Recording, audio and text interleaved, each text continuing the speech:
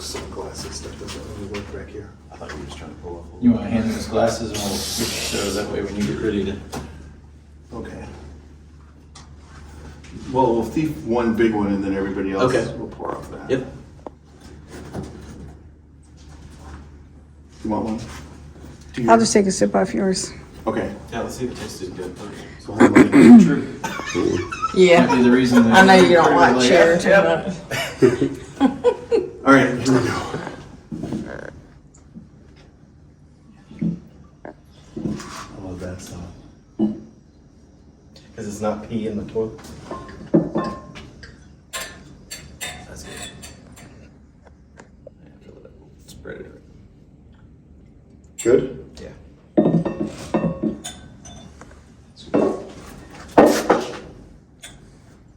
Spill it all down its back. Yeah. Here, I'll switch with you, sure.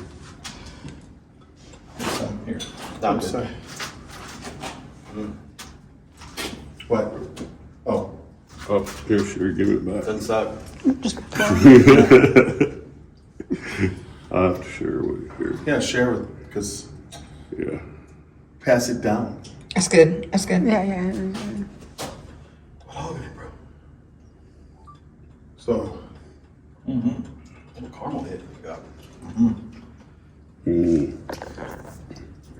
oh, Wow. Don't get much fresher than that, folks. That's right. Wow, that's a caramel bomb right there.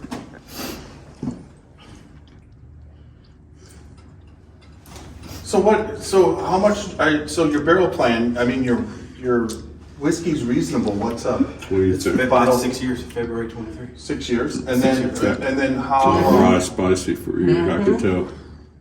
That's pretty hot. Single barrel, Yeah. Yeah, $59.99. real hot. Foolproof. So $60. Not as good a price as you're getting on a barrel proof. Mhm.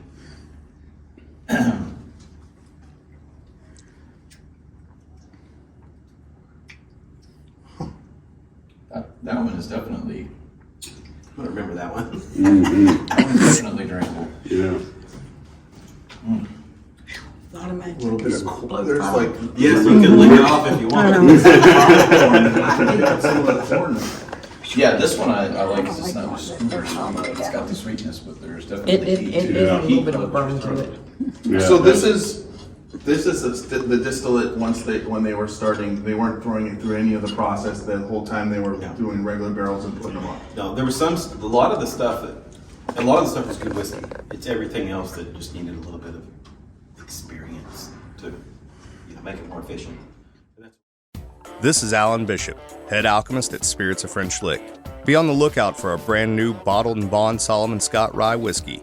Made from a mash composed of 65% rye, 35% corn, and 5% victory malt.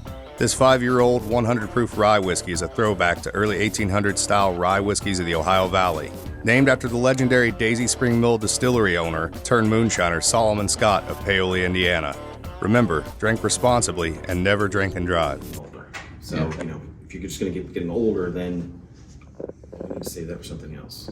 So I think we're saving something for a 10-year release as well. Yeah. So What's cool is when you came in, you have somewhat of a mature stock, and it's a large mature stock. And like when I was here in 2019, they were talking about all the stuff they were doing, but they also were talking about they were laying stuff down and aging it, and that was 2019. So I was just looking at what's on the shelf over there, and it's 2018. So that stuff was just put in the barrel. So it's exciting. the goal is, our business is, for the most part, we're about 25 to 30% our own product. Everything else is contracted out for customers. We can say all day long that we are any one brand's distillery. Most distilleries that we work for, they're welcome to use our label, our DSP number on the bottles, and that just does nothing but promote our quality. So it's been awesome. Yeah. Yeah, for sure. You said you're going to try to work on, you said Oloroso and Madeira. That was the two. Try. We have some 4-year aging in, we have some, we have some 4-year bourbon aging in rum casks right now. About 90 of them. Nice. I like rum cask finish. Yeah. Me too. Yeah. It combines the two alcohols Yeah. that I like the best. So how long of an age do you put to those? They're done. They're done. Okay. They've been done. They were something we received. They were inherited here. Okay. They actually have a pretty good, extensive, R&D system set up. So there's a lot of funky stuff. So is it dumped? Ready to bottle? No, we don't even have a product yet for that. So, like you said, there's a powerhouse function that we're going to have of just putting out the barrels, quality barrels, and then BPC's branding is going to be the custom distillation for the most part, and that's the brands. Gotcha. Capabilities are So gonna be the same. that rum cask finish may go to them. Is that what you mean? Is it going to stay as a Green River release? I don't know or- yet. I Okay. know it's not slated to be touched this year because we've got so many irons in the But it fire, could go either way. It could go Yeah. either way. I feel like it could be just a distillery release, really, too. Yeah. It's a lot of barrels. It's a lot of barrels of Yeah. Wow. That would be crazy. What do you say we go hit some AC? Yeah. And do another tasting. All right. We've got head distiller Aaron Harris with us today. We're hanging out in person, right? I think it's been a long time since we did an in-person interview, but he's been on the podcast a couple times. And what's happening down here at Green River, everybody, I really think Aaron has a good grasp on it now, right? How long have you been here now? August 8th was a year, and it's been a great year. Yeah. Awesome. Yeah, we were down last year at the Kentucky Bourbon Festival, and you were there, but we just never hooked up, right? That's kind of what happened, and so we were like, I think I was upset about it. I definitely wanted to see it, but you were busy. There's no doubt, right? Was there hate mail? No problem. Because I didn't, yeah, they did. That's why I have to say this. I had to repent because Aaron wasn't on the. They're like, what the hell, right? Yeah. Greg Snyder's watching. Be careful what you say. So we could talk about. We just not talk about. Yeah, I will be careful. Hey, Greg, thanks for watching. Greg, appreciate it. But we're here in the upstairs bar of Green River now, called the Horseshoe Lounge. The Horseshoe Lounge. I mean, Really nice. yeah, Yes. really nice. Enjoying ourselves. We're gonna taste through some whiskey, different bourbons that you guys have been releasing, and then talk about the future a little bit. So, are we ready to roll? Is everybody shared yet? 'Cause once we're Just about. ready to roll. Row. Roll. You said row. He's in Kentucky. You can make words. It's like, a birthright. yeah, it's like Kentucky. Hey, we're ready to yeah. row, folks. Let's We're go. ready to row. Drink some Well, stuff. maybe that's what it's going to be from now on. Every time we're going to row through it. Yeah. No Ralph. No Ralph in here. No Ralph. All right. Yeah, we're almost there. Let's row this thing. Well, sorry for anybody tuning in that got disconnected Yeah. from that. We shared our live a little too much and got that messed up. So we're getting back in. Facebook restricted us because you know how they are in media. They try to shut us down, All right, so this is but going. they can't. So we're live again. We're Yes, we live are. from Green River Distillery with Aaron Aaron Harris, Harris, who's waiting patiently right here. So we're just going to skip this ad and I'll be ready to go. All right.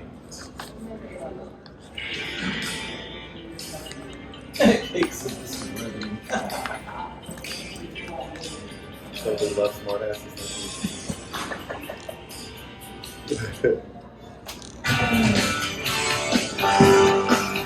Drinking That won't work on a metal table with the microphones. That sounded. Did you hear it start reverbing? No, because I could only hear it. So it was like, no. All right. So we're ready to go. We got this ready to go. We're all ready to go. So, like always, when we start the podcast, we get the 30-second spot, and then we hear the music, and then we'll start talking. So I'm just gonna start recording, and it seems that all microphones are working. And here we go. All right.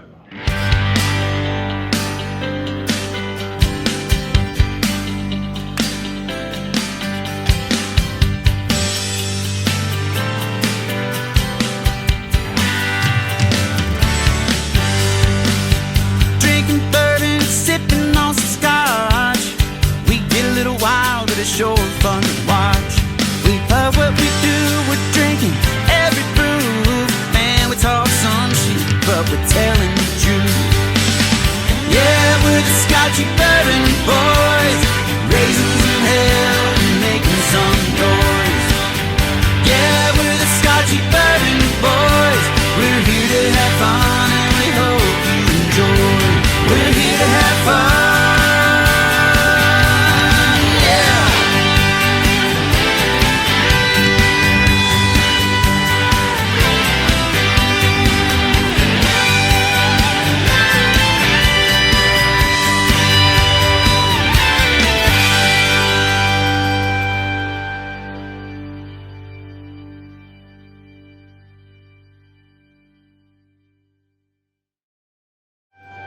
All right. Yeah, here we are again. Yeah. We're here Yeah. live for another podcast of the Scotchy Bourbon Boys. This Yes. is season 5. We've Yes. kicked off season 5 here in Kentucky. And you're only the second person to be on season 5, Aaron. Yeah. Hi, All right. September. Yeah. Yeah. Awesome.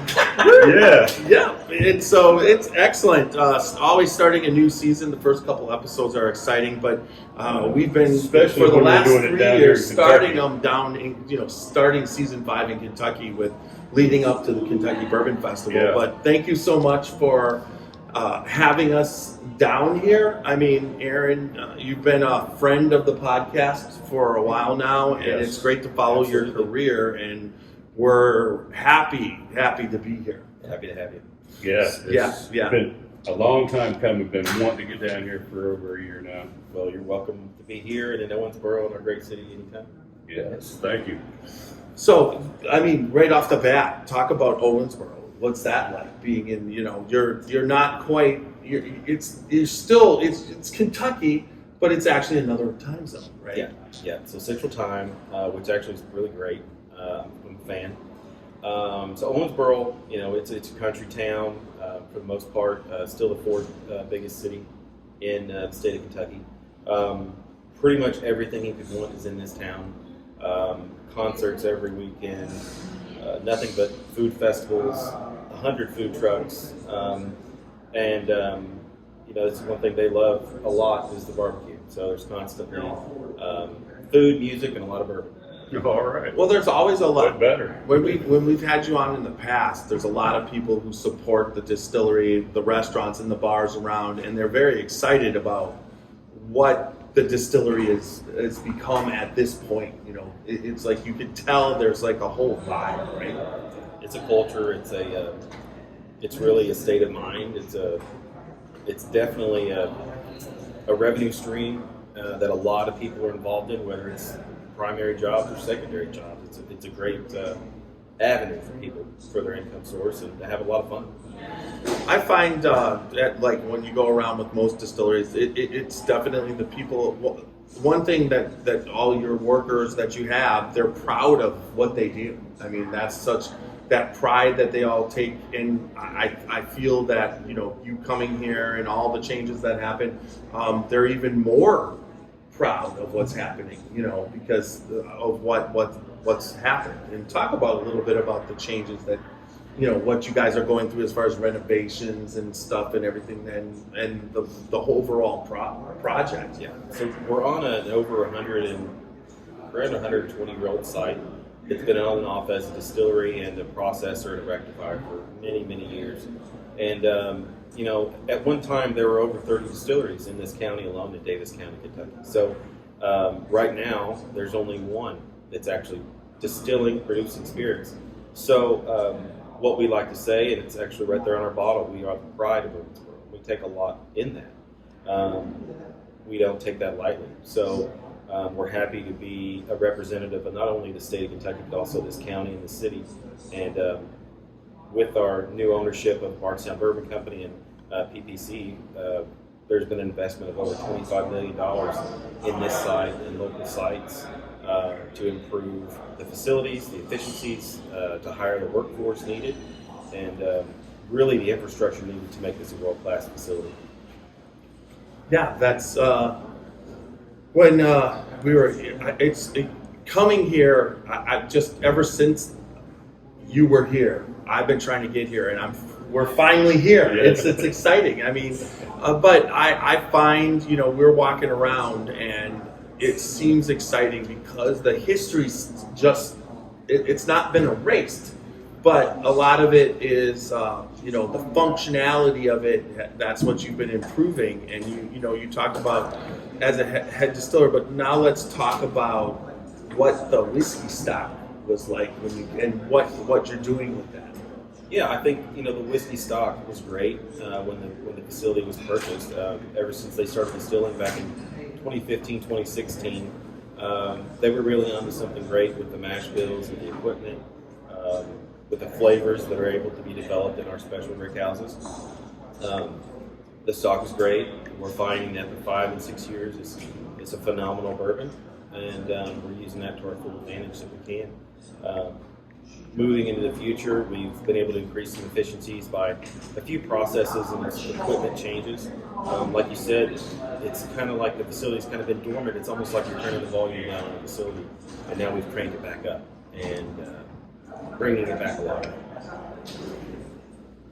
Yeah, I mean, when we walked around earlier, you could see that there's a lot of barrels, a lot of product that's been here. So pretty exciting. We got we didn't get to film it, but we got to be fortunate enough to go out there and try a few barrels from the brick house. I think they were 2017. Is that what those barrels were? Yeah. And wow. I mean, if you could just go out there and bottle everything that's there right now, I think people would be blown out of it. There were some amazing flavors coming out of the great thing is we did film it, so we'll insert it. I promise. Yeah, it'll be there a little bit, yeah. But that's but the grounds getting here. I mean, we talked about it walking around. Just has a very old feel, but new in some ways. Some of the things being updated, but I think it's just an awesome location, and it's kind of hidden away because it's not right on the normal path for people that are in Louisville, Lexington. This takes a little bit of a drive to get over here, but well worth it. Yeah, we agree.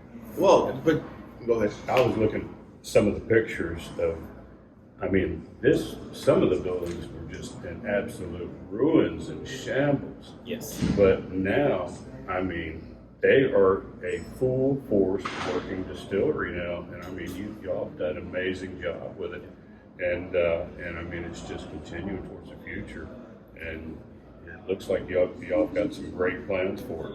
Yeah, it's looking good, coming along great. If anything, the pedal's going down even further into the forward. Well, when we were on the podcast last time, a few months ago, we talked about how many barrels were coming out of here today, and I think we were all kind of like, wow. I don't think people, when they see Green River, which they're seeing in Ohio more now, obviously with these two bottles in front of us, and at the 30-something price point, they're selling extremely well. It's a great bourbon. But I think that when you realize how big this place is, how many barrels now are you up to a day? We like to stay around that. Say we're right around that 315 mark. We don't barrel on the weekends, so typically Mondays and Tuesdays are heavy. Wednesday, Thursday, Fridays typically around 315, 320 barrels a day that are filled. A lot of barrels. It's a few. How many states are you distributing in now? 25 states. 25 states. And when they started back, how many states were they? 4. But that's a great accomplishment. Yeah. For the most part, I don't want to say that we're we're moving in on Bardstown Bourbon Company territory, but we are an extra folder for them to go out, an extra arrow with the quiver for our sales force to sell not only the great brands that BBC puts out, but also with the Green River portfolio. And that's the still that you're working on is no joke. No. Yeah. It's a beast in its own right. Yeah. Did you say 54 inch? 54-inch column, 41 feet tall. Yeah. Which relate that to most places, what, are 32 to 36? Yeah. So just for instance, at Bardstown Bourbon Company right now, they run two 36-inch columns. Yeah. And the new one that they're adding that will come online sometime next year will be a 42-inch column. At Bourbon Distillery, that's a 72-inch column. One. I believe Heaven Hill at Bernheim has three 72-inch columns. Lux Rose is a 36-inch column, so it's pretty common. It's not common to have a 54-inch. No. Yeah. For sure. So let's talk about the gold. So, the Powerhouse, our bourbon came out, the Black Vable came out, I want to say it was February of 22. It's been out, and it's had great response. It's been received great by a lot of, not only critics, but, the people we want are the people that are buying it every day, are, the restaurateurs, the bartenders that are really showcasing it really well. It's got a really nice spice-forward flavor, sweet on the palate. It's got a great lingering finish, beautiful color, and great presentation. We'll play a little bit later, but we've got a little design benefit that popped in was that you can slide a quarter or a coin right underneath the label, right underneath the bottle. So we've got a game set up downstairs called Shoot the Shoe. We'll play with that later. But that was the initial release, and this year we set out to have our second release, which is the weeded bourbon. Same mash bill, 70-21-9, but it's a weeded 21% weed. Wonderful citrus fruit flavored sweetness with some of that caramel kicking in. It's compared to kind of almost a pie, peach pie taste. It's great. So, question, maybe something stupid, but the Black Label was around for several years, like you said, it's been around. What constituted whether it went into one of the tubes or not? Because you would see it out and it would be in a green tube, and then you would go to another place and it wouldn't be in a tube. Was it just randomness? Was it timing? Did it go for so many months they put them in those and then they didn't? I want to say maybe it was an issue of ordering a full container of those, like a shipping container, and getting through them actually, probably. Yeah. Because there's so many still that they're almost a giveaway. So Yeah. there's a lot of them. And I bought one at a place in Kentucky and it came in that tube. But then when I bought another one at another place in Kentucky, it didn't. It's also shelf space. It's almost 1.5 bottles wide. So Yeah. it's not really something ideal for the shelf. All right. Awesome. Cool. Bo, you want to start off with this one? Yeah, let's do the weeded offering first. Thank you. Thank you. So, Thank you there. That's a weeded one too. I'm So, not giving if it up. anybody didn't notice, the pours were very fair until you got to Nash's. Super net. As you do realize, you gave that pour to the person who's going to be driving us. Well, he's going to get the smaller one next time. Yeah. Okay. oh yeah, it balances out that way. Oh, wow. And again, I hate giving my notes because I don't want to influence anybody's flavor profile. And I like to say if I give my notes, they're my notes. Not everybody tastes the same thing. Not everybody eats the same foods and drinks the same drinks every day, so they don't taste everything. I get this sweet, light peach, real light peach right up in the That's a fruit. Yeah, peach is a fruit. Definitely don't get radish. Good call there. I'll go more apricot. No, go stone fruit. No. Going stone fruit. No stone fruit. I'm going to pick a fruit nobody's heard of, and that way I can't be wrong. Star fruit. People have heard of star fruit. Cherry. Cherry good.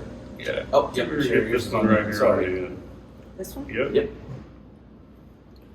We're just sitting around What happened on the thief? Why is this thief naked over there? We're letting it drain onto the road. What happened to the case? Okay. I took it out just for aesthetic purposes, so it could be seen. You thief out of the Glen And when you go to the Rick House and you We bring could your do own- that. That'd be like the first time ever. Thief out of the Glen I like it shattered. like this. I'm not. I can't. And then he laughs. Like, what the hell? How did that happen? It's a Monday. Is it? I don't even know what day it is after this. This is It's like Bourbon Fest week, isn't it? Yeah, it doesn't. We've been down here yesterday. I was like thinking today was going to be Sunday, and I'm talking to Randy about the Packer game, and he's like, "I'm going there at noon." I'm like, "Why? Why are you going there on the Wisconsin game?" He's like, "No, it's Sunday." I'm like, I'm on vacation. So what's I don't think you said it, but what was the mash bill of this again? It's a 70% corn, 21% wheat, and then 9%. Okay. Yeah, and then the other one, I was just getting a flavor. And what proof was this? This is 90 proof. 90 proof. And I think pretty much everywhere this is, it's about 32.90. Oh yeah. Pretty close. It's at 90 proof. It's got a nice mouthfeel. It gives you the full flavor body, and then it's really drinkable in the refreshingness of it. Non-chill filtered, so you're getting great mouthfeel, great texture from the natural fruits in there. I think I came up with it. What do you think? New fruit. What kind of I'm picking up that wheat. you- I'm like, it's a you smell hot better? roll at a steakhouse with I a got sweetened, peach. honey You sweetened got- butter. Okay, I like that. Little Texas Roadhouse. You don't get peach. That's what I'm getting. That's we're just going to put that up as it's apricot. hungry. I kind of agree with that. What? Oh, She she thought- kind of agrees Yeah. with apricot. But I got that a little Well, it bit. has that soft fruit flavor at the beginning. It is, but yeah. it finishes That's a what little I was saying. peppery It was real to light, me. real a little light. spicy. I don't know if it's pepper, but it's got a little bit of spice at the very end on the back.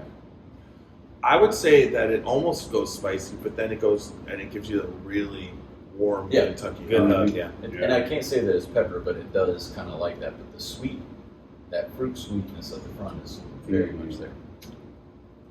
With definitely an apricot, a dried apricot finish And I would say this one definitely opens up. as you keep going. As you just let it sit for a little bit, I think it opens up really well.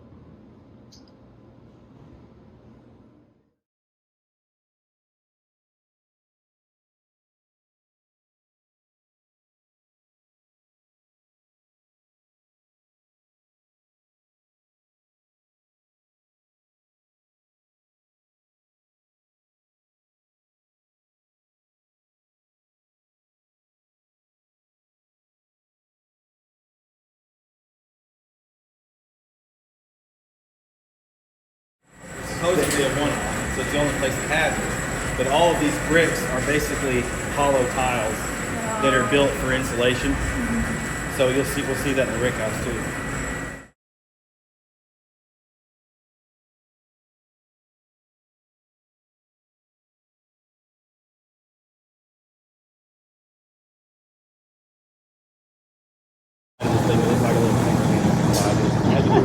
Sorry. Hi.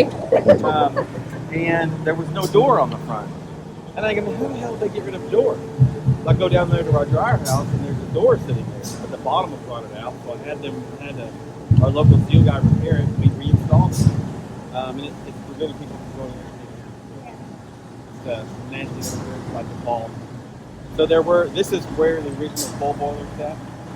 So we talked about a little bit outside, but we weren't on the podcast and live. Future plans. What's the next step for you from these two bottles in the next 6 months to a year? What do you foresee going to? Unofficially, we'll have at least one release next year that I think a lot of really big bourbon fans are going to enjoy, especially those connoisseurs, and it's going to please a lot of our audience. Can't really release those just yet, but I think if anybody follows across any kind of the TTB forums, you'll see them, the colas that have been submitted. So it's not too hard to look up and find those. Really excited about those. A couple of those blends have been started, and a couple of the barrels have been tested and kind of looked over. So we're really excited to release anything out of our distillery. But some really nice things are coming up next year. Well, I think that's the thing, for people to know that, these 2 bottles are out there, but there's more coming. Yeah. It's not going to be like, hey, we're just going to keep making this for the next 10 years. And you have plans to do, and people that don't know your background, you started out where? So started out at Barton 1792 Distillery. It's been almost 10 years ago, and I wouldn't trade it for anything. Sure. It's one of the best experiences I've ever had. It's the best smell in Bardstown, I'm telling you that. It is the Bardstown smell. You wake up, we stayed at a bed and breakfast downtown a few months ago, and woke up in the morning, walked out the door, and it was the best. The cook, yeah. Well, last year's Bourbon Festival too, it was blowing over too. It's that dry house. And you can't say it's Heaven Hill because they don't have a distillery, so it definitely is. It's Barton's, yeah. Yep. And I worked over some great distillers. I worked with Ken Pierce, and who is at was 6 Mile Creek. Now I think it's going to be Heaven's Door. If I understand that right. Okay. And then got to work with John Hargrove, who was at BBC, now starting Whiskey House. Got to work with the great Jim Hunger, who is now going to be operations director with Whiskey House there in E-Town. So I worked with a lot of great guys. John Ripley's a great guy. Greg Lehman was a great guy to work for. So I've been able to pick up a lot of stuff that maybe some people take advantage of, but I've always been one to keep my mouth shut and my ears open, and it's served me really well. Yeah. And already the efficiency here for Green River has picked up significantly. Yeah. So, And just within a year's time, that's a great accomplishment. Well, I would have to say going to Watershed too, that was a challenge in itself, and I felt that you rose to that challenge. Did a great job there, but you have to admit that's where you learned a lot there, didn't you? I did. I learned the craft trade, and really got to try the bulk spirits to that trade, and to see myself humbled really quick, really. And I wouldn't trade that experience for anything. If I left anything there to those guys, and that equipment the bourbon is any kind of experience, and a little bit of trade secret maybe. Yeah. There's no doubt. And then, so what's next? So here at Green River, like I said, there's been huge investments into the facilities. Like everyone, we're hurting for space. So it's hard to convince a city to expand bourbon warehousing. So we have partnered with our local county, Hancock County, and purchased an 80-acre site. We plan to build 58,800 barrel warehouses on, as well as we're retrofitting a 70,000 square foot warehouse into a palletized storage warehouse as well. So all in all, it should hold, the new site will hold around 500,000 barrels. So that'll be more than enough barrels to foresee us through the next 10, 20 years, however we need to do that. With any luck, our brand will continue blowing up, and we'll need more storage. Awesome, that sounds good. How many rick houses do you have on this property now, and how many barrels do they hold? So these are the old brick. These are brick warehouses. Each one are 4 stories. Actually, G I think has 5 stories, but there are 6 warehouses. Each is about 20,000 barrels. Okay. And so around 120,000 barrels on site here. At our sister site in Ohio County, there are 19 palletized warehouses there that each hold roughly 20,000 barrels. So our stocks are really good. The brand is phenomenal. We're going to continue pushing not only for our own brands, but our clients as well. So somebody that comes into Owensboro that just wants to come down here, they can come in and do a tour, a tasting. Yeah, we have a bar. Yeah. Tell us a little more of that. Multiple bars. One behind us is our main horseshoe bar. We do cocktail classes up here. We also do just sit and sips, where guests can come in, have a drink, chat about the history of the facility, chat about the offerings we provide, and all the great history we have, as well as the tours we provide. I believe they're Tuesday through Saturdays, up until about 4 o'clock, I believe. Also, we do have our single barrel program. We do probably 2 or 3 a week for our mainly our distributors and VIP clients we have that we have set up, and they've been set up for years in advance. Most of these people, so they've been waiting for their chance to get a single barrel. So far, that program has been received very well. Yeah, I think when we came in, we started at the place that probably hit Jeff the best because he relates to the art and the print shop. But I think that anybody, I know that's not on the tour yet, but you talked about trying to get it to that point. But when you come into a place like this and there's that much history still left, that the print shop that was here from however 100 years ago, 40s, 50s, yeah, 80 years ago, whatever it may be, that's pretty amazing too. That some of that stuff is still down there. The things to do that are there. I thought that was pretty cool.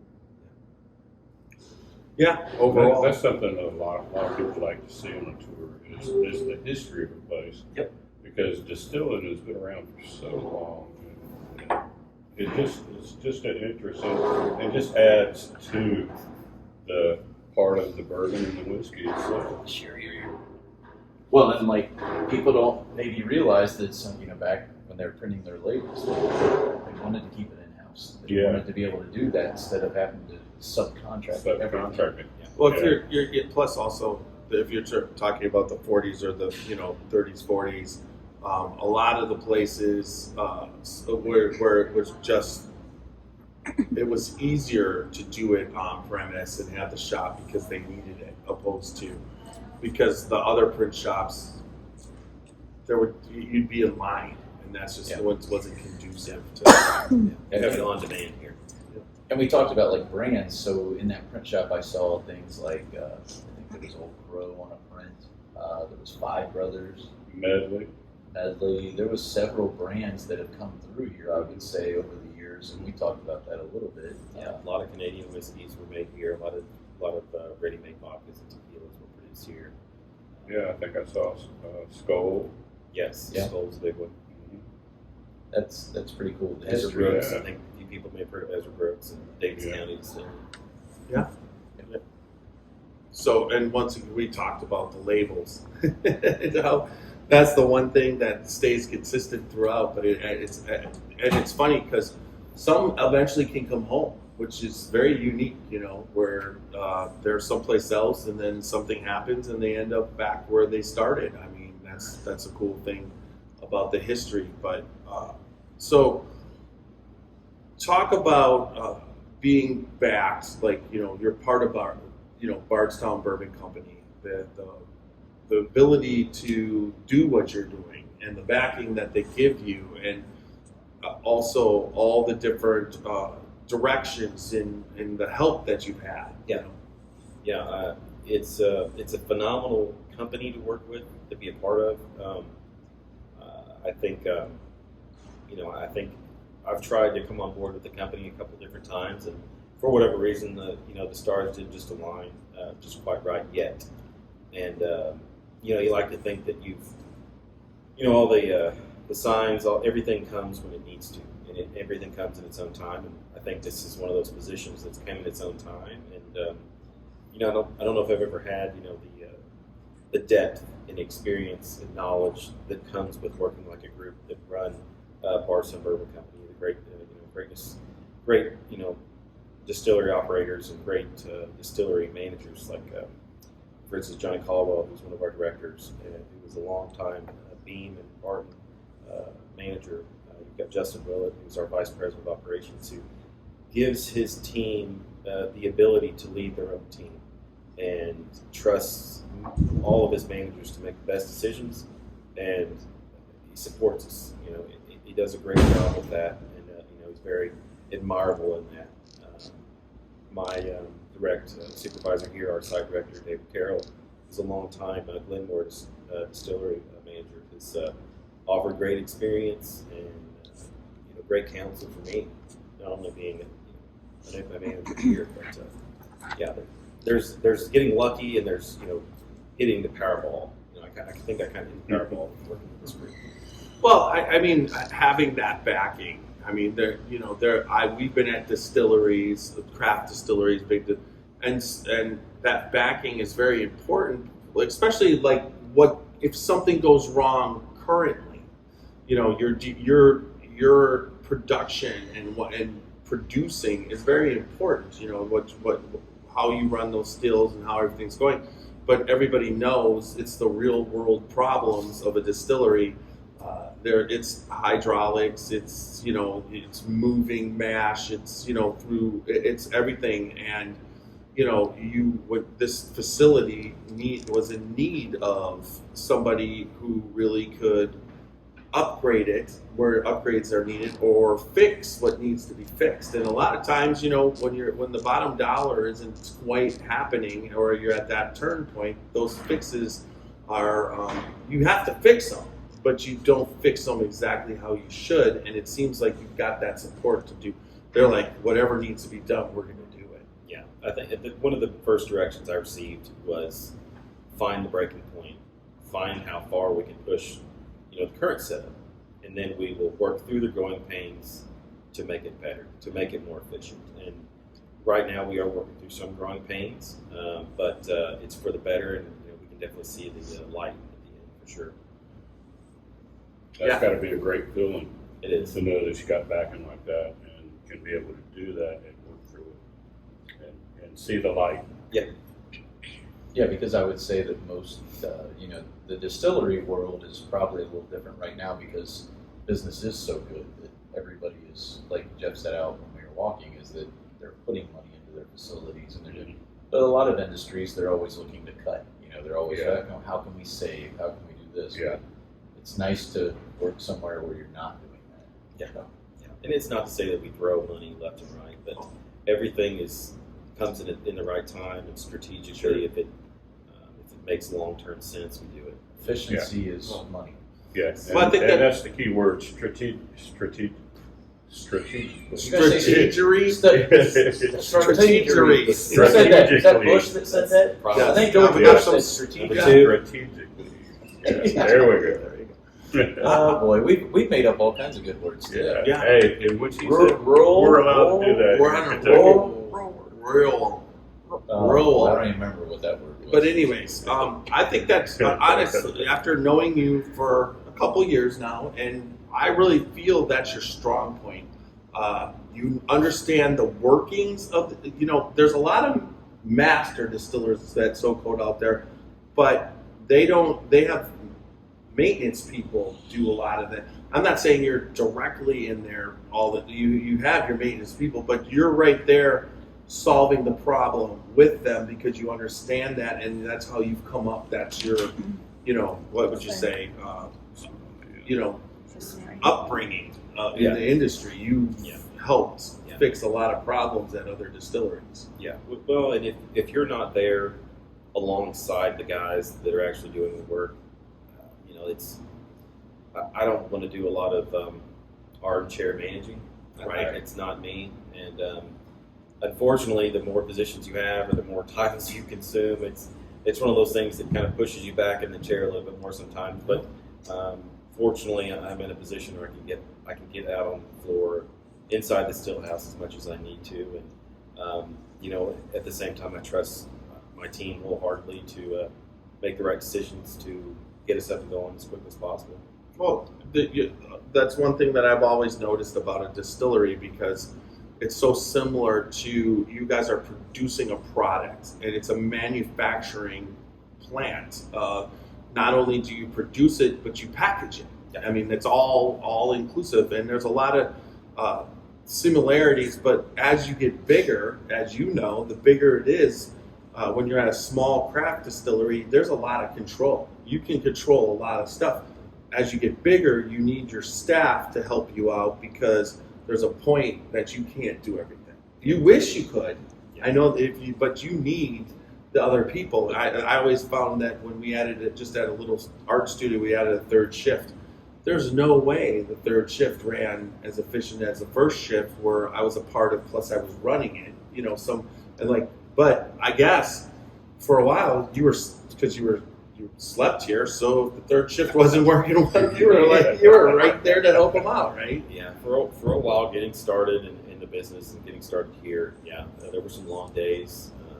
But like I say, that's the time when you really test your own grid and your team gets to see your own grid firsthand. The buy-in factor of people when you're involved in everything, not just from a vocal standpoint, but your hands and you're in it, is huge. And in an environment like this where everybody is actually working to help you get to where you want to get, that's what I think a lot of businesses miss, is they do a lot of armchair quarterbacking and the people don't buy in the same.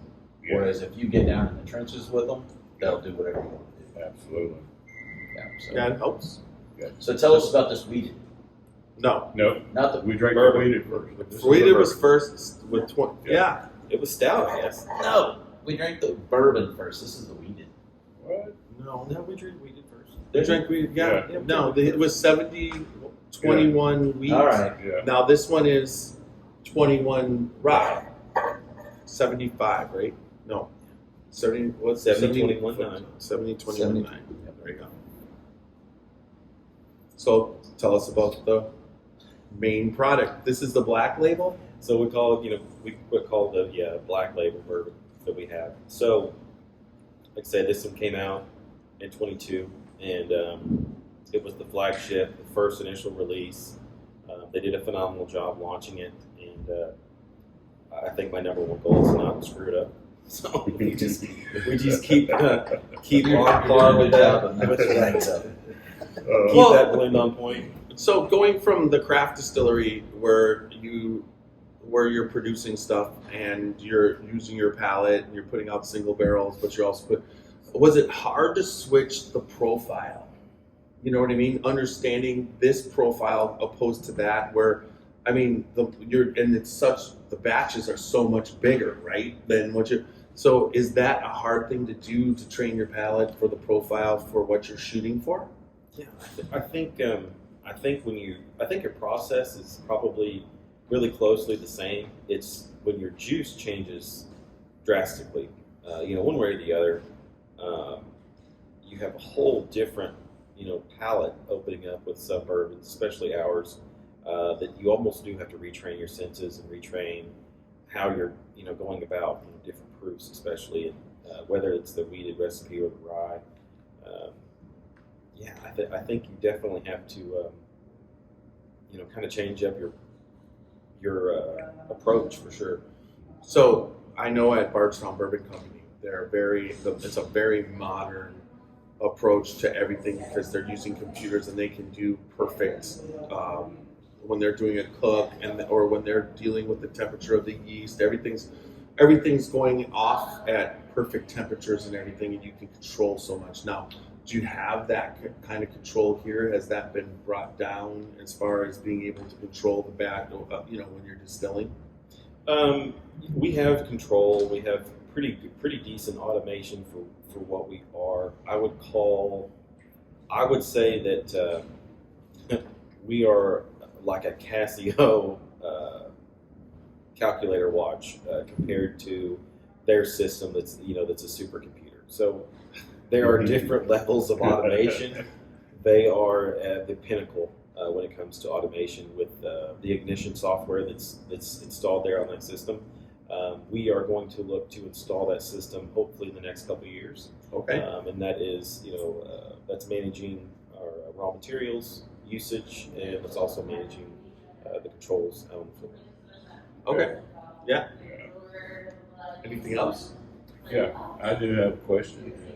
As we're walking around here, there's been two, like over here on the wall, the whiskey without a headache, and the other one is the whiskey without regrets. Can you tell us a little bit about those? Yeah, so pre-prohibition, the tagline was Green River Whiskey, the whiskey without a headache.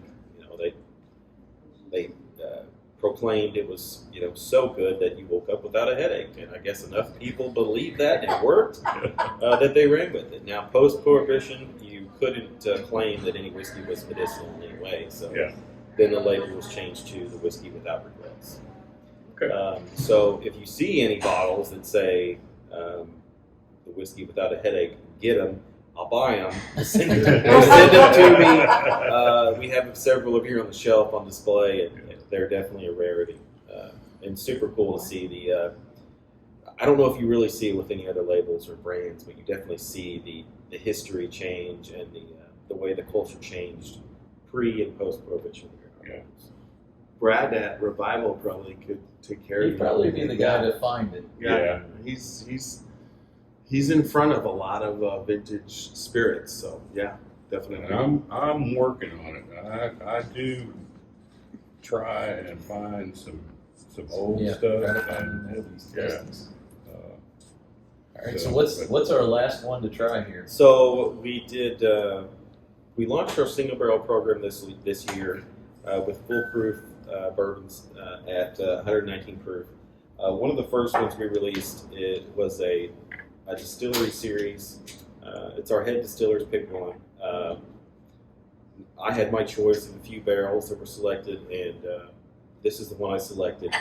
Not only is it smooth, it's so flavorful, so balanced. It's a standard mash bill for us that is kind of times 10.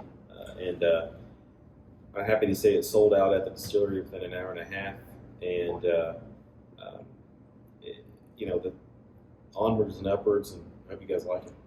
Well, cheers. The nose is amazing to start, so it's. What's the nose? Yeah, that nose is amazing. So also, you guys are gonna be at Kentucky Bourbon Festival. So Yes. anybody stop by, and you're coming down for the nighttime event, right? Yep. Bourbon in the air. Yep, and I'll be down Thursday, Friday, Saturday, and Sunday. I'll be there, so happy to see and talk Green River and anything bourbon, I guess. Citrusy. What is that? Right. No, there's. I can take. No, this one is a little bit more like that. No, this one's like a little leather. citrus. There's a little bit of leather. There's maybe a little bit of sweet tobacco. That's more of that classic. This is me. This is what I want. In my This is the King's almost like Chamber. a cigar. This blend reminds me type. of the What's first the barrel proof of we that? tapped into out there. 119. You said Similar. 119, yeah. Similar to that first barrel we tapped. Yeah. Look what it does in the glass. Look at that. Goes empty. Mm. It's got legs. Do you see that? Mhm. Full Yeah, all the way down. It's a lazy drink.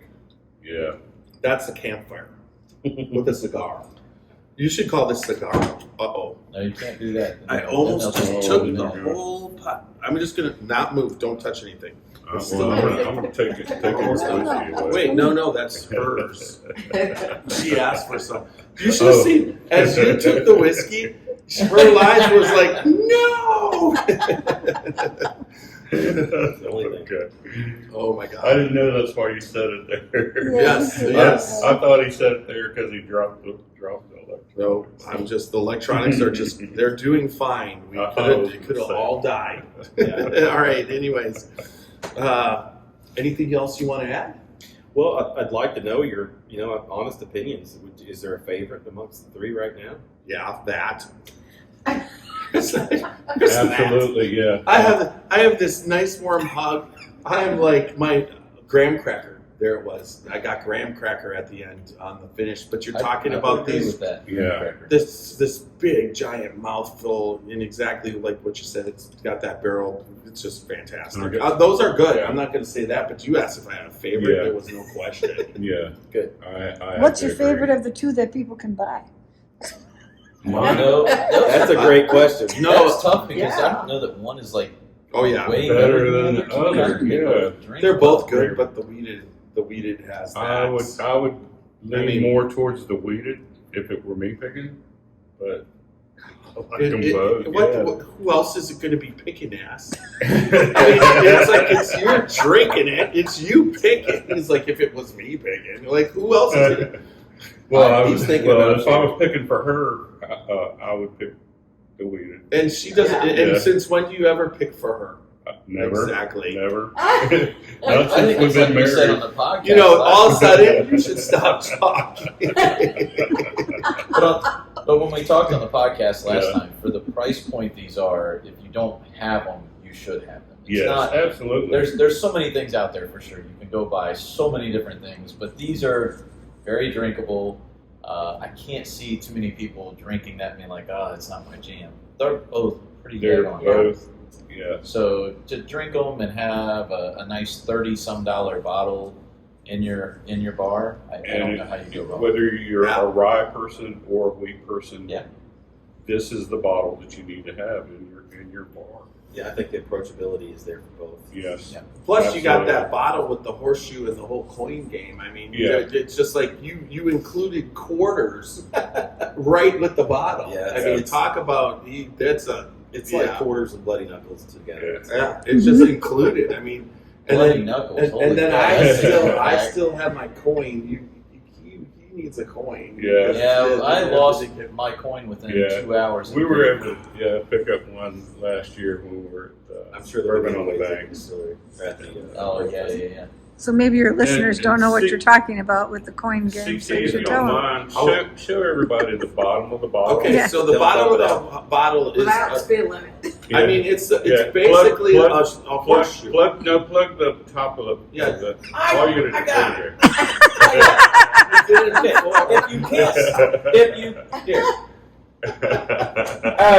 here, there's a horseshoe design and there's a opening in the front of the bottle, so when it sits flat, you can slide the quarter Slide under. the quarter. So it'd probably be similar to when we were kids and we played football on the Yeah. cafeteria table with Yeah. paper football or basketball. We That- play with a quarter. Yeah. Or Now we're doing it with alcohol, or- which just shows the evolution of all of us. or a Engineering. plastic. Hey, you a line up plastic the line up the cup shots with a on the quarter. side. Hey, people are tired of playing Quarters.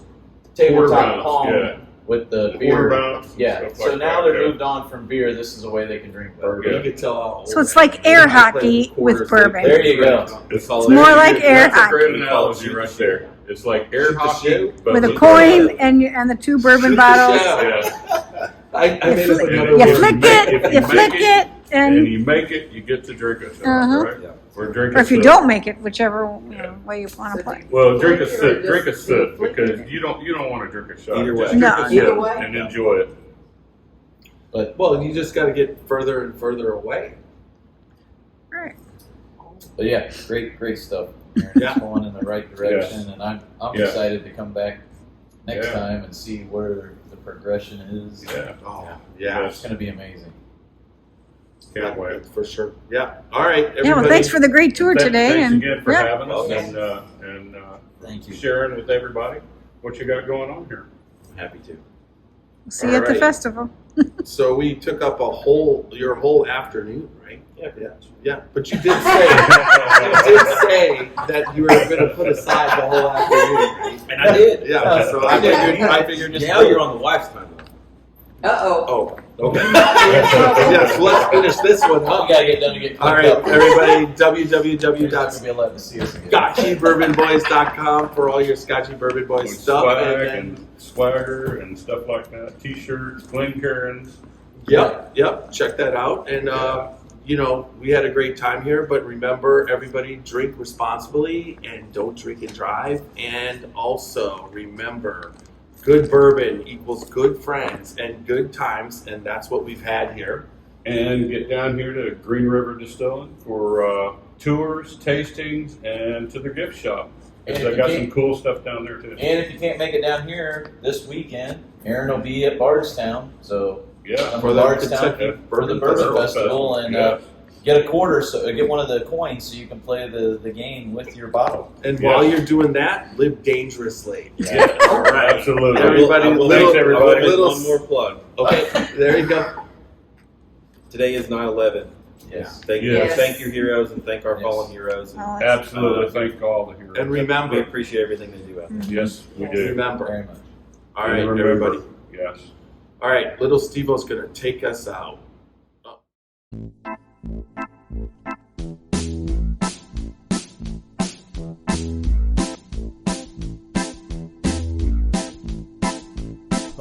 show me the way to the next whiskey bar. Oh, don't ask why. Oh, don't ask why. Show me the way to the next whiskey bar. Oh, don't ask why. Oh, don't ask why. For if we don't find the next whiskey bar, I tell you we must die. I tell you we must die. I tell you, I tell you, I tell you we must die.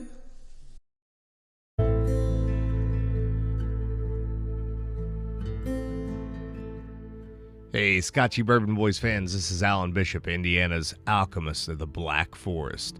So I'm tuning in here today to tell you all about the One Piece at a Time Distilling Institute channel on YouTube. If you're at all interested in the art of distilling, whether it be home distilling or professional distilling, and the intense geekery that goes into that process, then check out the One Piece at a Time Distilling Institute on YouTube. I promise you're going to learn something you didn't know before about the arts.